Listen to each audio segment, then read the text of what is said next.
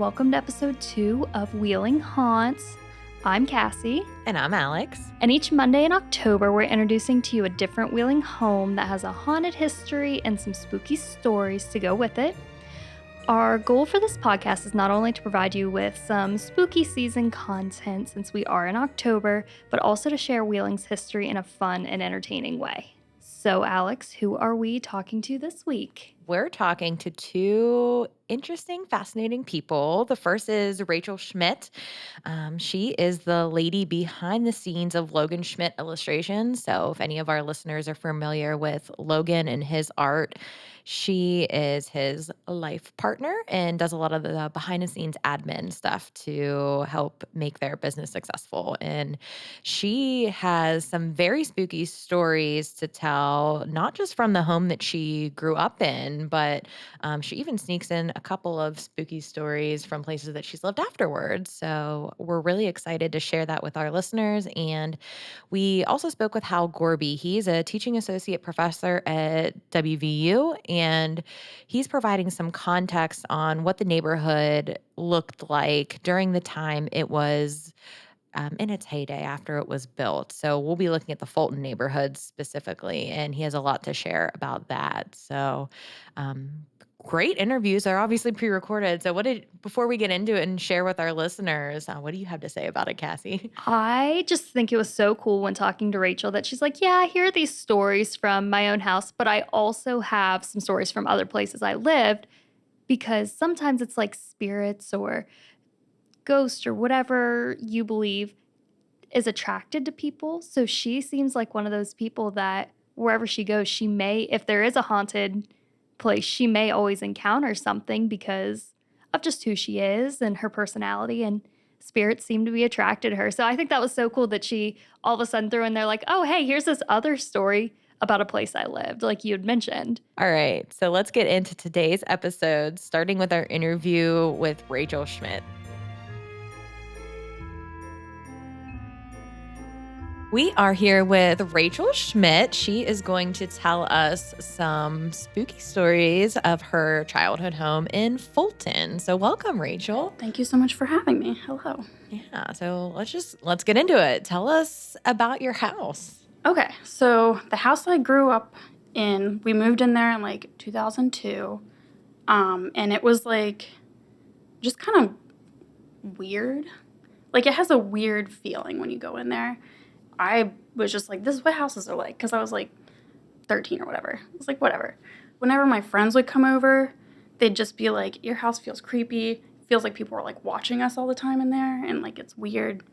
And like there were just lots of little things that would constantly happen like the whole time I lived there. Mm-hmm. Like doors would be open that no one opened, and like there'd be a lot of creaks and weird noises, but it was like an older house, so, you know, it's normal. When you first moved in, was there like anything in the house, or was there like a fireplace or like maybe a built-in china cabinet or something that like really attracted you to that house or anything?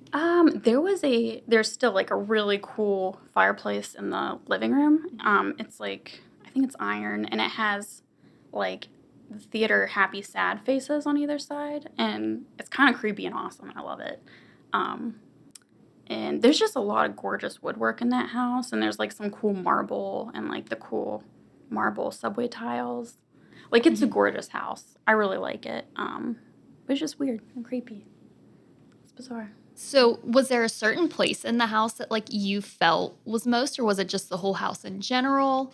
The basement was extra creepy. It's always the basement. Yeah, it's like a dungeon down there, and there was just weird stuff all over the property that we found, and especially in the basement, and we're like, I don't know, it was just weird, but the whole house had kind of like a creepy feeling too, and like the windows, I don't know, it was weird. Just weird vibes. Yeah, weird vibes all around. Yeah. You know? And did you know anything about the history of the home prior to moving in, or did you ever come across any history of the home, or its creepiness is solely in your experiences? It's more just in my experiences. Like about a month after we moved in, the kid that lived there before we did, like came back, like rode his bike and was like, this is my old house. And he was like looking around the property and stuff. I'm like, oh, okay. Totally normal. Whatever. Normal behavior. And I don't know, like, what else was there? Someone in our neighborhood said that there was, like, a lot of, like, coal mining houses up there. But, like, I don't know of a coal mine up there because it's, like, a hill. Yeah. So, I don't know. It's kind of weird. But that's what everybody said. And there was, like, mine subsidence that, like, happened in our basement and stuff. So, I don't know. Might have been, like, possibly an old mine house, maybe. Interesting. So, how long did you live in the house? You said you moved in when you were about 13? Yeah, I was 13 and I moved out when I got married when I was 21. So, like, a little less than 10 years. Okay. Yeah. All right. And you said while you were there, you had 3 very spooky stories. So let's get into the first one. Tell us all about it. Yeah, and they kind of escalate, so it's kind of cool. But anyway, so, like, about within the year that we moved in, we got, like, our first digital camera as a family. We were, like, my parents were super pumped about it, and, like, we were allowed to, like, play with it and take pictures and stuff. So that was cool. And, like, one day, my mom, like, went to run errands, so it was just me and my 3 little brothers, and we were, like, playing with the camera, and we, like, found out it had a voice recording option, and we're like, oh, let's try this. So we recorded our voices, like, we were just talking normally for, like, a minute, and then we played it back, and it was all normal, except, like, at the end, there was this, like, really creepy moaning noise. It was like, and it was like, oh no, I don't like this, and, like, made my eyes water, and it was gross, and I really hated it. Yeah. And I was like, let's delete this, because, like, my brother and I were all, like, freaked out. We're just like, oh, yeah, we don't like this. So that was super creepy. We told my mom, and my mom's very religious, and she's like, I don't believe in that stuff. I don't want to hear about it. Like, no. So I was like, okay. Yeah. So after that experience, it was just like, all right, move on to the next thing. Like, did you kind of forget about it for a while? What was that like? I just always kind of just felt like this house was weird, and, like, maybe more things would happen, maybe not. Hopefully. I was like, it's kind of interesting, so it's kind of like, it'd be cool if more stuff happened, but, like, as long as everybody's, like, safe and okay. Like, I don't know. But it was creepy.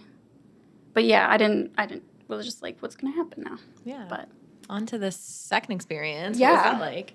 So the second one was probably, like, 2 years later. I feel like I was, like, a freshman or sophomore in high school.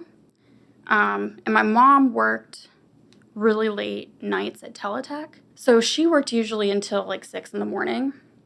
But sometimes she would get off early and, like, come home at, like, 2 or 3. Anyway, so, like, I waited, like, really late to take my shower until, like, 2 in the morning. So I was, like, in the shower, like, washing my hair, and I hear, like, these, like, sleigh bells, like, jingle bells. I was like, oh, that's weird. Never heard that before. Okay. So just continue. And then I heard, like, towels flapping. You know how, like, you flap out a towel before you fold it? I heard that. So I was like, oh, Mom came in to say hi. She got off early. She's refolding my towels, whatever. So, like, I looked out and I'm like, how was your day? And there was nobody there. I was like, okay, that's weird.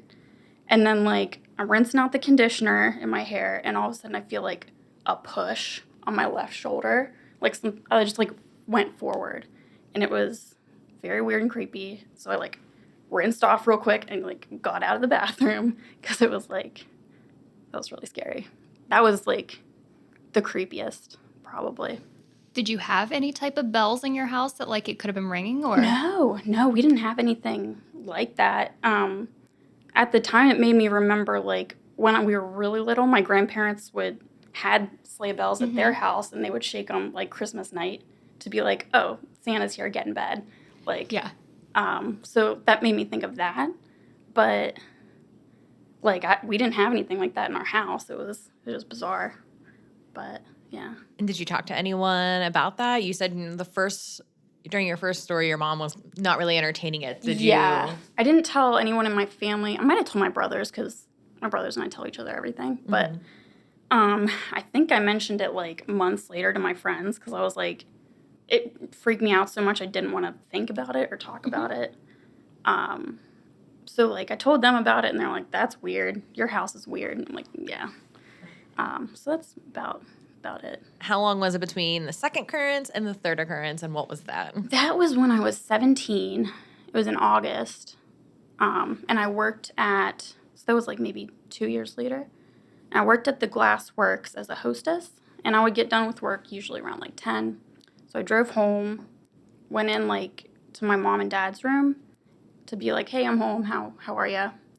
And they're like, oh, your brother fell asleep. Can you take him to his room for me? I was like, okay. So I like picked him up and I was like shutting the door to their room behind me. And I like glanced over into my bedroom and like in the window, I saw like the reflection of a little girl.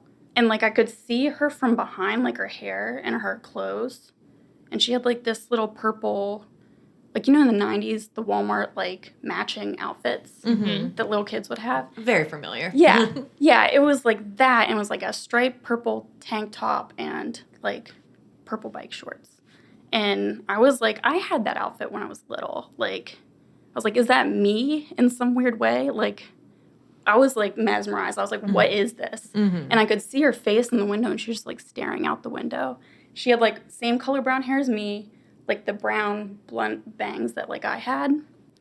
And I was like, that's really freaky. And I don't know how long I like stared at that. It could have been like 5 minutes. It could have been like 5 seconds. But like I was holding my brother and I was like, and then I blinked and then it was gone. And I was like, I don't know. And then I like took my brother to his room and I just kind of hung out with my brothers in their room for a while because I was like, that was creepy. I don't know. That was really weird. And I don't really know what any of this stuff in the house is. I don't know if it's like ghosts or energy or like things from, I feel like there could be energy from like my own past that you can like project and see. I don't know if that's what it is or it could be like an actual spirit of a person who once lived. Like, I'm not sure. Yeah, I think that's fun to think about because have you had other experiences outside of the house that were unexplained? Yeah, most of them happened in that house. Before that, when we lived at my grandma's house, that was a very old house. Like, it was like a log cabin. And me and my aunt both saw a bunch of stuff in that house. So, yeah, that happened when I was really little. And then when we first got married, we lived at the monastery. That was like our first apartment. And there was a sweater I could not find. And I was like looking for like months after we moved in. And one night, like I woke up and the sweater was like tucked in around me, like on me, like tucked in. I was like, Logan, you found my sweater and you like tucked it in all nice. Like, that's weird. And he's like, I didn't do that. Like, I was like, what? And that was like a monastery. Like, there were nuns that lived there. So I was like, was it a nun ghost? Yeah. Like, someone just taking care of you. Yeah. And that was the only thing that ever happened there. And it was just like, oh, that's nice. Maybe they're happy that we like are taking care of this apartment. Because it was kind of gross when we moved in. We like painted it and fixed it up and made it nice. But I don't know. Now, you mentioned after that first experience that your mom was like, no, it's nothing. Did she like change her opinion on something going on in the house or? No, she did tell us about weird stuff that happened to her.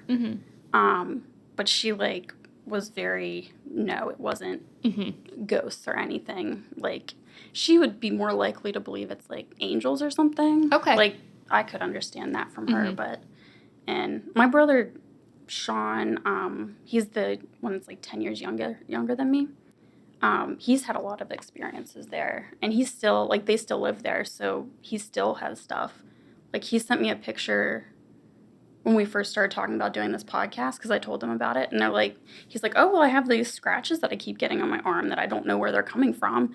I'm like, oh, okay, so things are still happening there, and I don't know. It's funny you brought that up because that was going to be my next question, because you felt someone actually or something actually like touch you, which a lot of people don't experience that. Yeah. And has there ever been any instances where your family has had something show up, a bruise or something? And bruises are kind of hard because you're like, oh, I don't know where this bruise came from. Yeah, or like scratches or something physical that they've seen or felt. I feel like my little brothers, sometimes they would just have like weird rashes or marks that like would show up for like a day and then go away. And it's like, I've never seen that on you before, and I've never seen it since. Like, so just weird instances like that. Yeah. That was just such a weird house. There was like always something bizarre happening in it, and it was just creepy.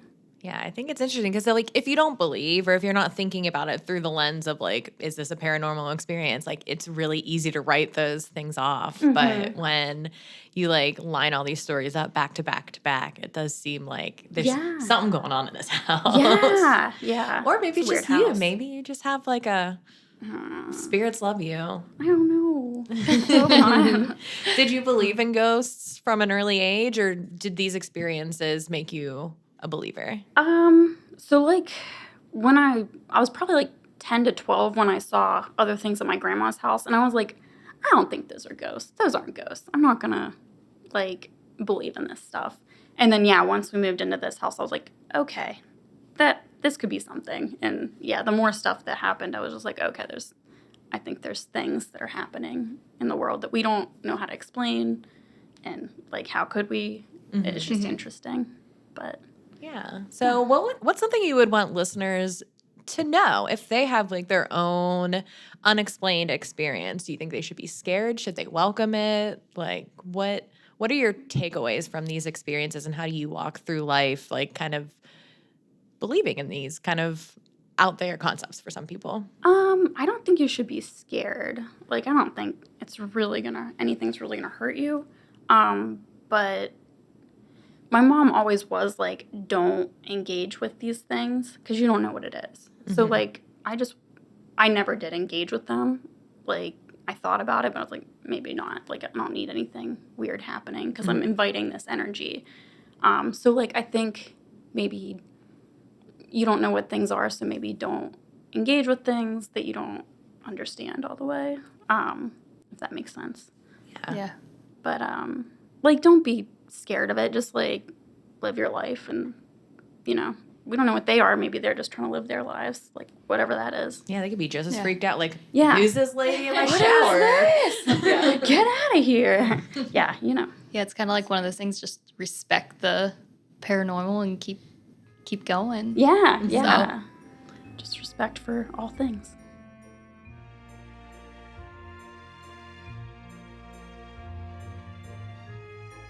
The Wheeling Symphony Orchestra's Soundbite series presents American Voices, October 29th at the Scottish Rite Cathedral.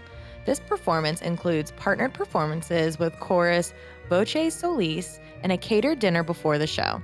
Tickets are available at wheelingsymphony.com. Calling all witches, wizards, and muggles. Join the Wheeling Symphony Orchestra on October 21st for a Halloween at Hogwarts, featuring all of your favorite music from the Harry Potter films. Show up early for fun, family-friendly pre-concert activities, including our Diagon Alley, crafts, and much more.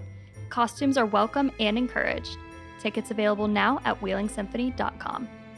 The Wheeling Symphony Orchestra is a proud partner of Wheeling Heritage. Visit wheelingsymphony.com for information on all of their upcoming performances, including their American Stories season and Symphony on Ice. These performances are presented by Main Street Bank and EQT Foundation.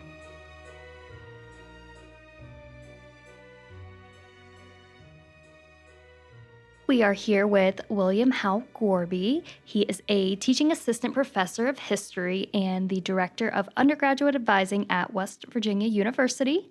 He teaches courses on West Virginian, Appalachian, and American immigration history. He also consulted on research and script editing for Emmy-nominated PBS American Experience documentary, The Mine Wars. So hi, Hal. Welcome to our podcast. Welcome. Thanks for being here. Oh, it's my pleasure to be here. Very exciting. Well, let's get into it. Will you tell us a little bit about your background and how West Virginia and Appalachian history became your focus area? Well, obviously, I'm a faculty member here at West Virginia University. I've always been sort of interested in working class history and, growing up in the Moundsville, Wheeling area, going to college at Wheeling Jesuit, mid-2000s. I was very interested in sort of that industrial history of the region, which by that point had started to kind of slow down with the steel industry and everything else. And then just, being aware of like the diverse immigrant history that Wheeling has, I was very interested in learning more about those different groups. So whenever I was thinking of graduate school projects, that's where my mind naturally went. So, got very interested in that sort of period of the late 19th, early 20th century when Wheeling was at its sort of industrial heyday, and sort of looking at sort of what the city was like for, working class people has always been interesting to me. So, did you have any early influences or academic influences while you were here in Wheeling that kind of led you? Yeah, my dad was worked at the Fostoria Glass in Moundsville, so I was interested in that sort of style of work and production. I got really interested in sort of local history when I was at Wheeling Jesuit, and just kind of doing projects in this East Wheeling sort of downtown area. I had gone to Center Market for years. So, the Coleman's fish scene and everything down there was always fun. So, just always was intrigued by the sort of physical spaces and just trying to learn more about the actual people who built things and did the work, as opposed to maybe the sort of more famous people that we all know a lot more about. Great. Well, we're obviously here to talk about haunted places in Wheeling. So let's just lay it all out there. What's your take on ghosts and spirits? Do you believe? Are you skeptical? What's your take? Professionally, I probably shouldn't say, but I mean, I do think there is something that sort of lingers in many of these places. There are many places that have deep histories of both good, bad, ugly. And so sometimes, I do think that there are sort of the spirits or the after effects of those people and those experiences do stick around. I mean, I'm from Moundsville. We have the penitentiary, which is known for being pretty haunted as a space. So, we have a lot of folklore traditions in the state and region too, which seem to suggest that there is a wide sort of paranormal, cryptid, and just ghost culture that exists somewhere just below the surface, let's say. Do you think those beliefs influence the way you approach history in any way? I do, because I think those stories are very important for working class people that are, maybe marginalized in society, that they don't get their voice. Their voices weren't always heard. So the way that they're able to pass down elements of their history is through folklore, through ghost traditions, through that oral war passing of stories and family customs from one generation to the next. Those are the folks we have to look at in their records. Sometimes that's the records we have, as opposed to somebody who has, formal papers where we can write a lot of very detailed things about what they did. And we maybe don't get as clear of a picture unless we look a little more broadly at, how the sort of beliefs they had, their sort of lived experiences. Yeah, I like that perspective. Yeah. So we know the house in question was built in the late 1800s, early 1900s. What was Fulton like at that time? Yeah, Fulton is an interesting sort of neighborhood east of Wheeling proper. I mean, in a way, it's in some respects kind of part of the center of downtown Wheeling in terms of that 19th century period. Really until the mid 19th century, it wasn't even a place people lived. You don't really start seeing people living there until the era of the Civil War, and then it just sort of explodes after that point. If you think of the geography of Wheeling, if you're going from east to west, now maybe you don't notice it now driving, but imagine sort of going up National Road, climbing that high hill. It's very difficult to travel. And in particular, if you were trying to move livestock, cattle, or something to market, you got to convince them to go up that steep hill. And so what kind of oddly, the industry that really kind of starts developing there in the 1840s, the first one opens, is meat packing and pork packing. So that whole area of Fulton, that's really what it was known for throughout most of the 19th century, even into the 20th century. Louis Baia opened the first slaughterhouse and pork packing house in 1847. By 1890, there are at least a half a dozen small to medium to large operating in that area. Weimer's, the Schenk and Sons, probably the biggest. George Hess, the Zockler family. There are many others. So it kind of had this gritty working class feel to it. So a lot of livestock, a lot of animal pens, obviously all that goes with that. And of course, it started also attracting related industries, particularly mining and later steel and cast molding. Yeah, let's turn to talk about the mining industry. So, when we were talking to Rachel, she had heard from her neighbors that there was actually an entrance to a coal mine on the hill.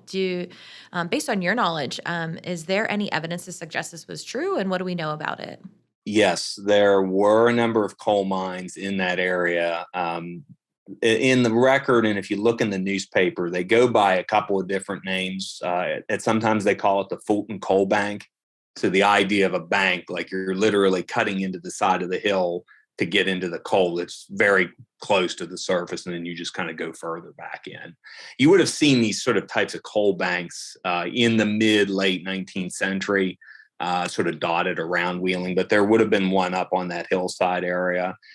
Initially, it was opened by someone named Walter Marshall, and it was also referred to as the Marshall Coal Bank. And it was in operation on and off, really in the years after the Civil War. I find evidence of it as late as the 1890s, and then it kind of disappears out of the record there. According to the description of it, it sounds like it's at the opening, and several other openings are literally just not that far away from National Road. And the times it comes up in newspapers is often people complaining about debris from the mine is like going out into National Road. They obviously probably have wagons where they're sort of loading coal that they're pulling out. So it's on a busy road. So you've got that issue as well. But yeah, I mean, it's up in that area. And even in a history of Wheeling in the late 1870s, they describe how another mine is about to be opened, basically along National Road near Berry Street. So that area, there was always a lot of that sort of activity. But by the turn of the 20th century, that mining activity had moved further east, like towards Elm Grove and Triadelphia. So, another thing we learned in our talk with Rachel was that she had an encounter where she heard sleigh bells. Does that ring any bells for you? Sleigh bells, ringing bells. Yeah. Interesting. I mean, the only thing that would be interesting to me in that regard is that, that area of National Road or close to it, you would have had all of this wagon traffic and other sort of horse-drawn traffic, in the turn of the 20th century, even early 20th century period. So if there's maybe some sort of ghost hanging around from that period, maybe somebody that got killed by a wagon or a wagon getting loose and kind of coming back down the steep hill. I mean, there are stories reported in the late 19th century where there was wagon wrecks. There were, when automobiles come into play, Wheeling has at the moment automobiles arrive, you still have heavy horse traffic in Wheeling. You've got streetcars and railroads often on some of these streets. So you have a lot of these stories of people being maimed and killed, unfortunately, in that way. So maybe it's somebody that, met their demise from, sort of a wagon or something coming through, whether it's Christmas or not. Yeah. Could have been. Who knows? It is. It's fun to speculate. Just taking a quick step back. So thinking, what was Fulton like at the turn of the century? If you could describe the life of a average working person in that neighborhood, what was their life like? There would have been abundant job opportunities in a very narrow space. If you're there or you've been there, you can just imagine the fact of multiple slaughterhouses. And if you have a lot of slaughterhouses, obviously it's going to be loud. It's not going to smell too good. No, They're right above the creek area there. And, prior to sort of the water filtration system in Wheeling, the creek would have been obviously used as a refuse. Oh, wow. It would not have been as pleasant. If you were further up the hill, maybe it would have been a little bit better. The other thing to keep in mind is that on the other side of the hill, just in North Wheeling, you would have had the top mill blast furnace. So a lot of people started kind of moving to Fulton to kind of be on the other side of the hill from that sort of sulfurous smell. But then in the early years of the 20th century, there on the peninsula, what was known as the Wheeling Mold and Foundry was open. And it's this massive steel casting, mold casting complex that, was the biggest employer by the time period of probably when this house was built, or around that time, that would have been the sort of big employer in that region, producing large amounts of steel casting and other equipment that was used for things like the Pennsylvania Railroad tunnel under the Hudson River going into New York City. They had a contract for that. They also had a contract for material on the Panama Canal. Wow. So it would have been, and you can kind of still see a little bit of that site when you drive past it, the old what was known as Knox. But imagine having a big, almost steel mill there now in the valley. So now you've got the smoke, the other issues that come with that. So it would have been a bustling community, but one that was very densely compacted, but also kind of geographically unique, because sort of people living on that sort of more the hillside, people right along National Road. There's that low-lying plain area closer to the creek as well. So it is a very unique neighborhood for sure. Yeah, that's all very interesting things to think about when considering Rachel's stories and how some of the people that have lived in the house or the neighborhood might have stuck around and why. Sure. So, one thing we've been talking about in the office is how spooky stories like Rachel's can potentially provide a gateway for people to learn more about our area's history. As a historian, what's your take on that, and what would you like our listeners to take away from this episode? Yeah, I do think those types of stories are a way to get people interested in places that, let's be honest, that are off the beaten path. They're not the most common places that people think of. They're homes where people actually have lived their lives and multi-generations. So some of these homes have seen multi-generations of the different ethnic groups in Wheeling's history. So maybe this house, maybe we had somebody early on that was German, then maybe it was Polish, because that was a very distinct Polish community. And then who knows, as time goes on. You see that throughout Wheeling in many of these sort of old working class, middle class homes. So getting that sort of entry point into that sort of lived experience of Wheeling at that period of time, I think this is a great way to really do that in a sort of unique, and let's be honest, it's a fun way too, because it's part history and it's part, sort of conjecture to a certain extent based off of, people's current lived experiences of, encountering people in another worldly level, let's say. But no, I think it's a very great way to sort of get into this history from below, or history of, sort of ordinary people's experiences. Yeah, we love that. Like, obviously, ghost stories aren't something that we can quantify or research or prove. I mean, depending on how you look at it. But I think it's interesting because it allows us to look at these subjects and give them a certain level of respect.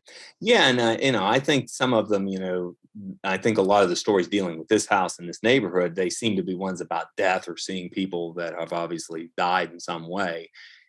That speaks to that sort of cultural legacy of how dangerous some of these working class neighborhoods were in Wheeling. So there are probably many ghosts, in places like South Wheeling, Benwood, steel mills down there, some of these other working class neighborhoods. So, it kind of maybe reflects the distinctions and differences between the different neighborhoods in Wheeling's history too. Awesome. Well, thank you for coming on the podcast. We appreciate your time. Before we let you go, when you're not teaching and when you're not coming on podcasts, what are you working on, and how can our listeners learn more about your work if they want to learn more about Wheeling and Appalachian history? Well, and for those of you that are listening, they probably may remember my voice from another Wheeling Heritage Media podcast. So, trying to find other ways to engage in those types of things. I do a lot of speaking events. I try to do a lot of that sort of public history work as much as I can. You can check. I'm on social media, so if people want to check out any of my social media accounts, they're not obviously up to speed with the newest generation of people. But obviously I have a faculty webpage. So if you're interested in sort of reaching out to me to talk about Wheeling history, state, regional history as well, happy to always chat. Yeah. Oh, do you want to tell us about your book too? Oh, of course. Well, Gotta get that plug in while you have an well, audience. sure. And that's actually where I actually got a greater appreciation for the Fulton neighborhood, was actually doing that research for my book, which is Wheeling's Polonia. It's a history of sort of Wheeling's Polish immigrant population, which is mainly centered in the South Wheeling working class neighborhood, but that there were also little pockets in center Wheeling. There was also this large pocket of Polish immigrants in the Fulton area, particularly along National Road and Bow Street.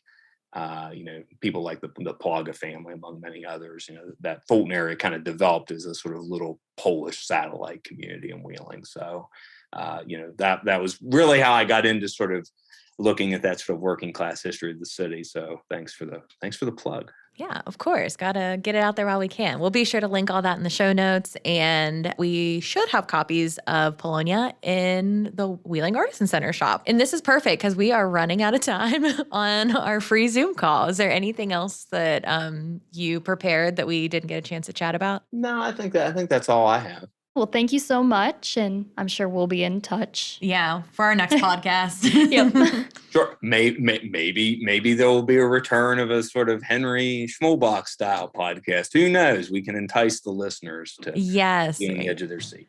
Yeah, I don't know how we want to edit this in, but yeah, thank you for all the work that you did on Henry. And if anyone wants to learn about Wheeling's most notorious brewer, Henry Schmolbach, we have a whole other podcast series you can dive into after this. Great. Okay. Podcast voice off. Thank you so much, Hal. No problem. It was great.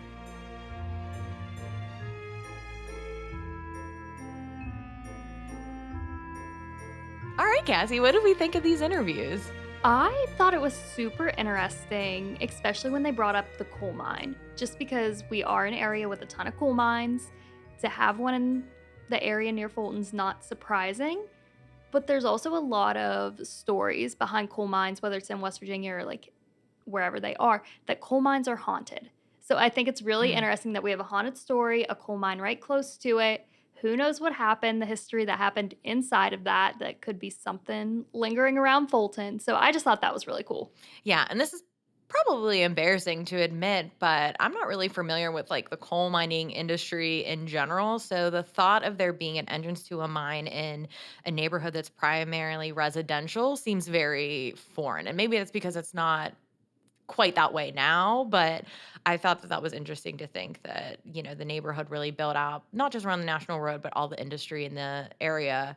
And in particular, slaughterhouses too. I did not know that there were slaughterhouses in Fulton. No, I agree completely on the slaughterhouses and how Hal kept bringing up, like, it probably wasn't the best place to live because it smelled bad. And you had all these slaughterhouses and processing factories and businesses. And I don't know, like, it kind of makes me question, like, why people built their house there if all these factories were around it. But maybe that was what was available price-wise. That's where they could go. And yeah.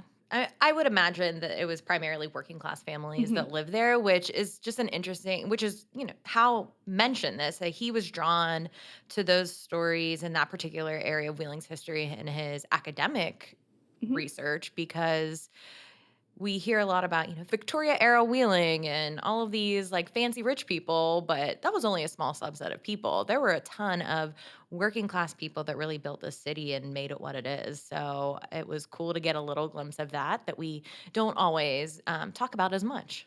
yeah. What do you think about Rachel's mom not believing in spirits and ghosts? And these things have happened in the house that she lives in. And Rachel believes, but maybe she doesn't. What do you make of that? I can see it happening. One, because I think my mom would do the same thing. And two, now that I am of childbearing age, thinking if I had a kid coming to me saying that they saw a ghost or had this freaky encounter, I don't know how I would make sense of that to a child while trying to be the adult.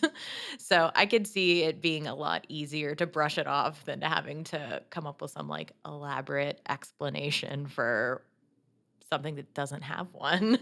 Totally get that. And I don't know how I would react if like one day I have a kid and they came up to me and was like, "Hey, I saw this. What was this?" And I'm just like, "I don't know." Yeah, like, do you just want to hide under the covers together? Because that's where I'm at. So, yeah.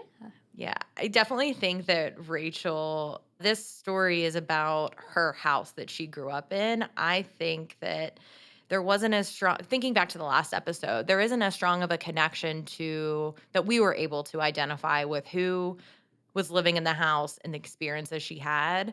But I do think that Rachel herself is some sort of, she gives off some sort of energy that spirit follows her. So Yeah. I think she could be anywhere in the world and have some spooky experiences just by nature of who she is, which you mentioned at the beginning of the episode. Definitely. And there are probably a lot of other people out there who have that energy that spirits are attracted to. And then later you'll find out in a different episode, one person says, nope, don't come to me, spirits. And it seems to work for her. Yeah. So, All right, Cassie. So what do we think? How haunted is it? this one's hard for me. I guess it's hard for me in any of them because if I don't experience it, it's hard. And I don't know Rachel on a personal level to judge, but I mean, her stories are valid of things that happened in my house with growing up, with the random noises you hear and the figures you see or a shadow that you see. But especially what stuck with me is the noises she would hear, the sleigh bells, very similar to experiences I had in my own house growing up. I never saw a figure in my house, but my dad and my sister did. So I don't know. I think I'd have to rate this one a 6 maybe, just because we don't know the history behind it, but I can have those shared experiences with Rachel. Yeah, I think I'm going to go with a 6 too, because I think it's less the house that's haunted. And I don't want to say Rachel's haunted, but just going back to what I was saying, she has a presence, and I think that spirits follow her. So I would say that the house is probably pretty free and clear. But again, maybe we'll just have to send some ghost hunters to have a little sleepover there and see what comes up for them. So listeners, what do you rate Rachel's house at? Visit the link in our show notes to leave us a message. Tell us how spooky you think her house is, or if you just have any questions or comments about any of the interviews from this week's episode, we'd love to hear it and possibly feature it on an upcoming episode of the podcast. And that is our second show. Tune in next week for more chilling tales from Wheeling's past. Thanks for listening, and remember to stay spooky. Do you have any chilling tales from your own Wheeling home? Visit the link in the show notes to leave us a voicemail for your chance to be featured on an upcoming episode of Wheeling Haunts. Wheeling Haunts is a production of Wheeling Heritage Media. Learn more about our podcast by visiting wheelunk.com/wheelinghaunts or follow us on social media @Wheelunk. Subscribe to the podcast to be the first to know when a new episode drops each week, or become a VIP listener to get early access to the podcast, exclusive content, and so much more.